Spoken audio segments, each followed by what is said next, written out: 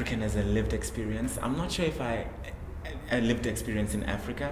I'm not sure if I agree 100% because I think if you're a migrant living overseas and you've never been in Africa per se, but you're still living overseas as you're still inhabiting that space as an African migrant, you know what I'm saying? And your experience is you are formed by virtue of being an African person or a person of African descent in that space. Being of African descent informs your experience outside of Africa. So I don't think it's fair to say by default. I feel like it's unfair to generalize all American or African Americans as being that way, because there are really strong politics at work between Africans and African Americans, and I know like a lot of my American friends are under the impression that Africans within America don't want to associate with them. Because how was your experience when you were in America? Because with me, I realized that I had a lot of privilege when I was there by virtue of the fact that I wasn't African American. All of a sudden white people, like when they see you, they're like, and then when they hear your accent, they're like, oh yeah, sure, I'll help you, oh, you need to go to this. Yeah, they were super helpful and they were super friendly, and it was so weird. And then my one friend, Esther, pointed out, because we went shopping together, and I was just like, oh, these guys, the service delivery in America is just amazing, that's what I was really thinking. And then she went and said that she was being treated so well because people just assumed that she was foreign because she was with me, and that usually she's not treated that well. So of course, if you have someone who looks like you being treated better than you, then there are going to be a lot of, conflicts. And then she was like, and so then these other Americans came to South Africa, and we're talking about African Americans came to South Africa, and we're talking about those politics, and they're just like, no, they feel a lot of the times that Africans in America don't want to associate with them because African Americans are perceived by your white teachers as being ratchet. So of course you don't want to go sit with the ratchet people. You rather sit with other Africans who are studious and stuff like that. So they say that because our interaction with whiteness has been different, so different, that African Americans were slaves. You know what I'm saying? Were slaves. Shucks. We're the colonized. You know what I'm saying? So we're the broken African. We're not gonna go there and cause trouble, because we know we're lucky enough to be in America, and these Black Americans out here just being mad privileged. They didn't even work for things in America. That's our perception, that's our relationship to whiteness. Yeah. Because there's that strong difference that African Blacks are not slaves, but they're colonized, and therefore they're pitiable, and therefore they were trained in how to behave properly. They work hard, they are not lazy. But then white people also treat Black people in America like they're slaves, and we technically own these people, and they should be very, very grateful that we let them walk these streets. So that difference is the core of why they treat us differently. I think there are a lot of complexities in the African and African American relationship, which maybe is for another panel. I think it is obviously, and one of the main reasons is white supremacist mainstream media also affects how we view them and how they view us.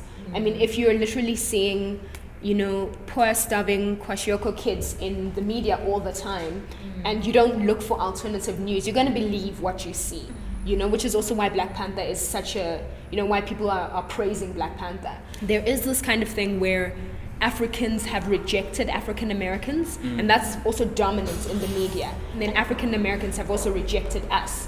And that's not to our benefit. If you think about it, if we worked together, we'd get a lot done. I think there are constructed ideas and notions about Africans and it's African the same in Americans. South Africa, the divide between a South African Black person and a so-called African Black person, an African foreigner. There's a very big distinction, especially when you're talking with white people, how white people will, once, like with me anyway, I know that I have foreign privilege when I'm with white people, and then foreign disadvantagement, if you can say that, when I'm with black people. True. You know? So with black people, when they see that I'm foreign, they're like, oh, okay, they're going to treat you with xenophobic sentiments, you know? But then when you're with white people, they're just like, oh, you're foreign, oh my word, you know, you're so well spoken, you're well read, oh, you're studious, you're this. Oh, I prefer foreigners. Like, I've had a lot of white people tell me that they prefer to work with foreigners, and I'm like, you see, that's also it creates this divide, you know, because everybody's trying to be friends with the white man, and the white man is like, you know, let's see who's the better black. Who's the better black. Talking about that, in high school when I moved to Johannesburg in grade 10, there were these white girls who used to come to me to talk to me. To them, in their minds, they thought that I was Zimbabwean because of my accent, because I'm from Pretoria, you know, we spoke a lot of slang. So when I came back, like, they used to be so friendly with me. At first, I didn't understand why. But then when I got to grade 11, they were like, oh my gosh, Rorisang, we thought that you were from Zimbabwe. I was like, what, really? That's why you were so friendly with me. But then with the other people, it was also different. Like you said, like, it's sort of like there's that division as well. South Africans are the Americans of African Americans of Africa. I was about to say, my friend and I were talking about the other day, because she's from Malawi, and we were like, I would rather be, like, in inner city Joburg, it's a very dangerous place. Walking in inner city Joburg, I feel safer when I hear a foreign accent than when I hear a South African accent, because I know these people are going to protect me if something happens. Wow. Because there's always a possibility that something's going to happen. Someone got burnt with a tire in Joburg in the broad daylight during those xenophobic attacks. So I know that's something that could possibly happen at any moment should I show that I'm foreign. But whenever I walk past like a store or anything like that, with someone who's not from South Africa, I feel automatically safer. I'm like, yo, this is safer now.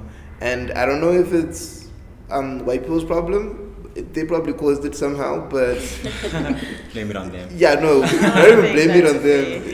Enough. To an extent, you could when you look in terms of colonialism, because when you think about it, tribalism is something that is a colonial construct. It wasn't something that was there. Even the borders that we see in Africa, it was all for divide and conquer. It was never to benefit the Africans. Yes, it was only to benefit imperialists and those that were also, it is true that the apartheid state used to send mercenaries and whatnot into Africa to destabilize economies. Well after the 1980s into 1994 and some years after that, it's documented that they used to send out Zulu scouts to destabilize economies, and they used to make it their point to make sure that South African blacks always knew that they were better than the blacks out there, always knew that they were more privileged because they're whites, because they were out there. You know, and that's always been the argument that xenophobic South Africans have put forward, that they've come for our stuff. Like, the white people didn't give them enough stuff for them to come for our stuff. This is all our stuff. Even reflects in Black Panther, where everyone else in Wakanda is like, yo, these black people want our stuff. Because they're like, the rest of Africa just want what we have. And you're very shocked to hear that from a black person. You're like, how do you say that we're there for your stuff when you would share it at the UN, like she was saying, like you would share it at the UN before you had come to the rest of Africa. But let's talk about that it's super problematic. The ending of Black Panther, for example, and them opening up, what were they called? Those community centers that they opened up, and them going to the UN and opening up the borders. I mean, is that a legitimate? I don't see that as something that would happen in Africa. With our experience with white people, we know inviting them in is gonna cause is the worst thing you could ever do. Like, literally, don't be nice to them. Bark every time they speak. Bark, because look at what happens. The first black superhero, what did they do? Hancock signed with that white man, and Hancock became a commodity. They put him on cereal. You know what I'm saying? He was sent out to do like promo work. Remember that? That's exactly the type of relationship we've always had with white people. In that, once you invite them into a lucrative black market, that's why they call them culture vultures.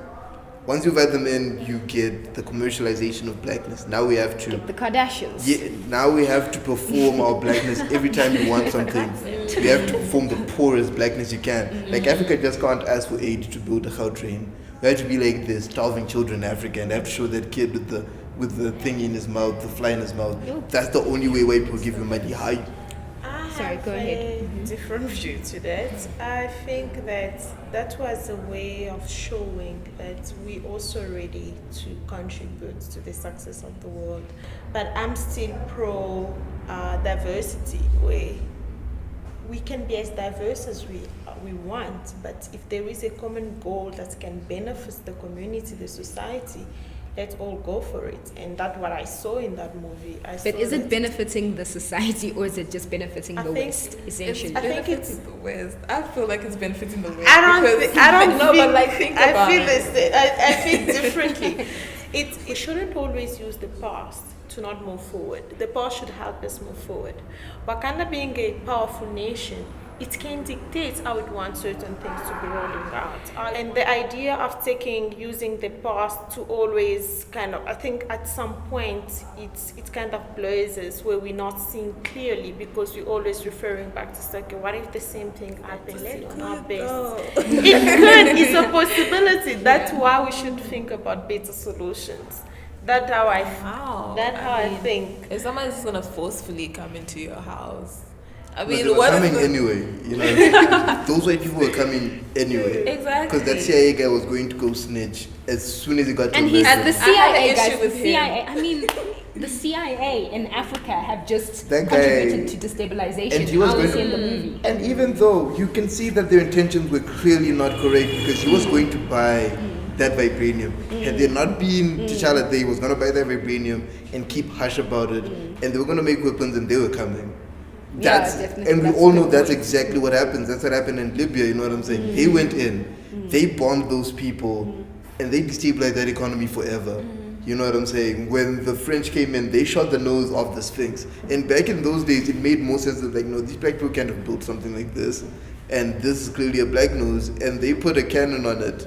This is documented, you know what I'm saying? They have always, at any time when white people have interacted with Africans, especially within Africa, within context of power, within context of any relationship that results in there being a transfer of power or whatever, there's always been a militancy to it that I think should have been T'Challa should have known that. You know, if had they associated with other blacks, they would have known that this is exactly what happens. Something that was just shocking and very un-African, to use the term loosely, is that Wakanda has been isolated throughout slavery, throughout colonialism. They've been isolated throughout apartheid.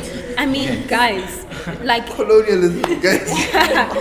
they've been, How did they miss that one? Because if they had the type of technology they had in 1992 when they went to that guy, they could have ended apartheid. they could have ended overnight. apartheid literally 2 hours. Like, Yeah. let's get this done in 2 hours. When the CIA agent, the white one, takes the bullet for Nakia, what were they trying to say? Is it like not all white people are the same moment? I feel like From he the movies? represented America. Yeah, I also feel like that. Because he's very not all white people.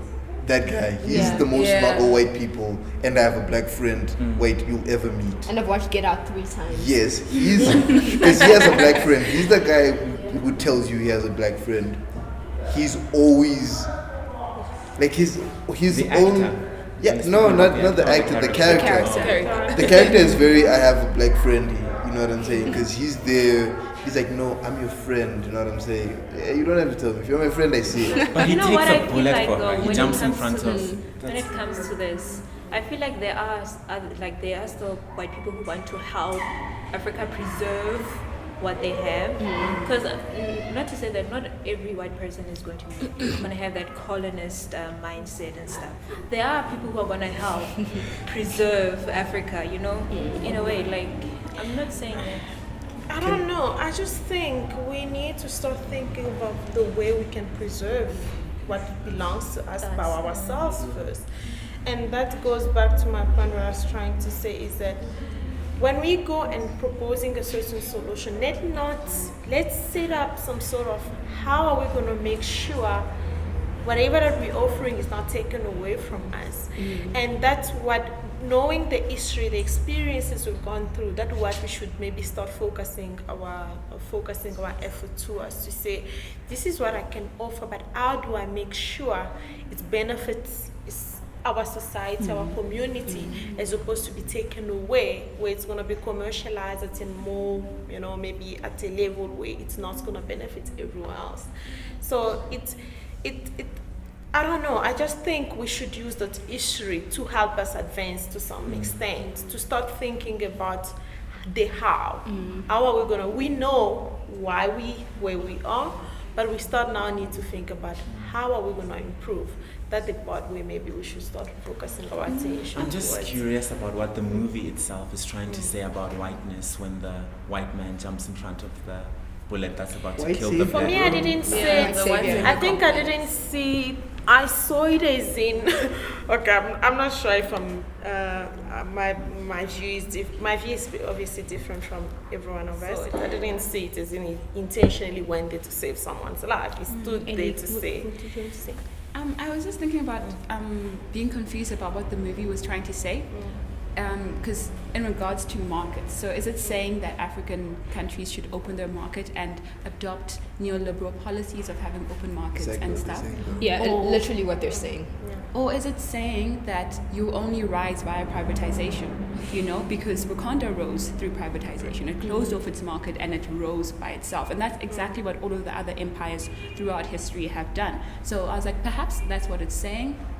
And that also, it's very interesting because of the way, like what you guys are saying about the CIA and thinking about how the American empire functions and its policies towards other states, so America's imperialistic policies towards developing countries was very different than its policies towards so-called developed countries, whereas with Europe it used coercive power, by using the Marshall Plan and saying, okay, we'll help you develop. But when it came to Africa, it used very militant power, with what it did in Angola, with sending armies to kill off the nationalist movement that was going on there.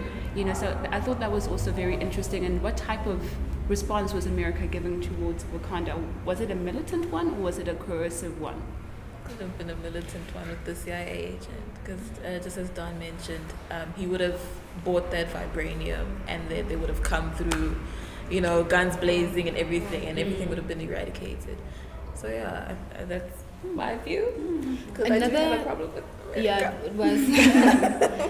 In terms of Killmonger dying in the end, first of all, did they legitimize the idea of revolution by killing Killmonger, killing him off as a character? And then second of all, were they delegitimizing the idea of militant revolution by making Killmonger have this kind of agenda and being the lost child of Africa, being angry about his father and wanting to be... They were very much against radicalism. They were like, you see all these crazy blacks trying to kill white people. We're gonna kill them, all of them. The only blacks that survive are neoliberal blacks. You know what I'm saying? Because those are the best blacks. They're not problematic at all. First of all, they comply. They're progressive. They're progressive. They're going to open up the system. They're not scary. Even though they have all this power, they're not scary. We can control these blacks. These Killmonger types, these ones that want to take control, these are the dangerous. And the only way they end is that the good blacks kill the bad blacks. And that's how the world works. So, I don't know, maybe it wasn't that, but also the writer of the book, the writer of the writer Ta-Nehisi quotes, that's not for this argument, but he did have, there was an argument that he was having with Cornel West about his blackness and how he supports Zionism right? Ta-Nehisi quotes supports Zionism at a, by linking it to like a Malcolm X type of we can have our own nation type of thing. Okay. And it's, black separatism and whatnot. So he finds legitimacy in the return to the homeland. So that's what he was saying. It goes to that, you get these, neoliberal blacks are fine. They're okay. As long as these blacks open up to the whites, they'll be fine. These ones that want to take over the world and be anti-whiteness. These ones are dangerous. You need to be But- The interesting thing is that it's a black screenwriter and a black director saying these things. But they're African Americans though. You have to sell the And movie, bro. I think, You do. yeah, that's true. At the end of the day, African Americans are still Americans and they still function as part of American foreign policy, you know, and they don't know, they don't know another way, in essence. Marvel is also, An part of the American American production. system, Yeah. So, one last question. What did you think, because for me it was a bit problematic, what did you guys think about the Wakandan language being Xhosa as a... Every country needed to be contributed in the film. I mean, like, they had to create that homogeneous thing with the cultures and stuff. I mean, the outfits, the way they did things, even the language, of course. So And I think it's probably the result of the involvement of the South African actors whose that's- native language was Xhosa. I think for me it was nice to just hear a South African language. But why was it nice though? Because you have the opportunity of watching South African movies. And Yeah, why was it But it's nice? because you never hear like a South African language represented, out there. in such a big mainstream blockbuster. You know But what why I'm is that saying? important to us? Because we want to be seen. We want to be Imitation is the best form of by flattery, the world, guys. by the rest of the world. By Americans, because I felt like it's Wakandan. This is kind of a sci-fi, I wish that they had created their own language. But they probably always problematize when they speak an African language that doesn't exist. I mean, I would have enjoyed it, because they had their own kind Way of of writing. Yeah, they have their their own own way of writing. And so I wish they had also taken time to maybe even combine the different Bantu languages into something, But they did have like some Swahili phrases here and there. Yeah, they did have some sort of. There was a point. Butchering I some thought Swahili. I was like, is this Shona or Swahili? But there was a point where she said this long sentence Oh, in and then a you language didn't hear. that wasn't Okay. Xhosa. Yeah, okay, guys, we have to conclude. So, final comments. Costumes, amazing costumes in the movie. Yes, Very and, true, that and I shout love out. the scene where in Korea where the general is like fighting outside on the cars in a Oh, red yes. dress and Oh, and yes. it's blowing in the wind. Yeah, I love think that. that's a really good juxtaposition of femininity and strength. That technology was amazing. The man, It's being led by a woman. Oh no, it's something that I really appreciated about the movie. And in general, I think I've already mentioned that before. That movie is all about let's use diversity to the advantage of the nation, and let's see how best we can progress. Let's privatize the continent, guys. Diaspora come through.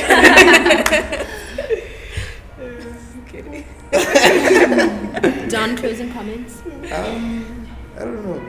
I believe in Wakanda. To be completely honest, I believe in Wakanda, and I think it's very necessary that we have that belief, because in as much as there are flaws in it, we can still work on it. It's possible, guys. It's possible. Interesting point. Ellie? I think it's, I feel two ways about the movie. I think it's great and stuff like that, but I also think it's problematic how black people went and supported this movie with such vigor, But then, like, Nollywood movies come out all the time. No one goes and supports Even just those. South African Even South movies. African movies. So, Especially like Yeah. South Africa has a really great film industry, but you don't see South Africans going out and supporting these movies the same way people went out and supported this movie that it's like great, 1 but it billion. comes from America, guys. and you're giving your money to America once again. So I don't know. But it was a great movie.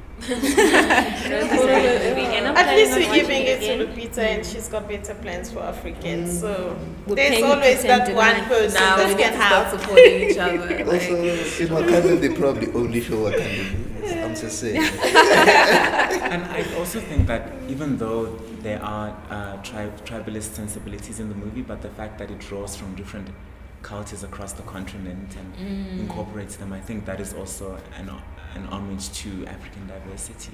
And the fact that they're like living in harmony. There's no like that's wars and all that. Even within Baku's tribe, even though like he had his own ideas for Wakanda, he just ended up just going on his own, just chilling.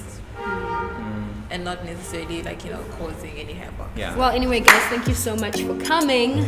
Thank you for inviting us. Thank you for sharing your thoughts and opinions. And yeah, we'll see you guys at the next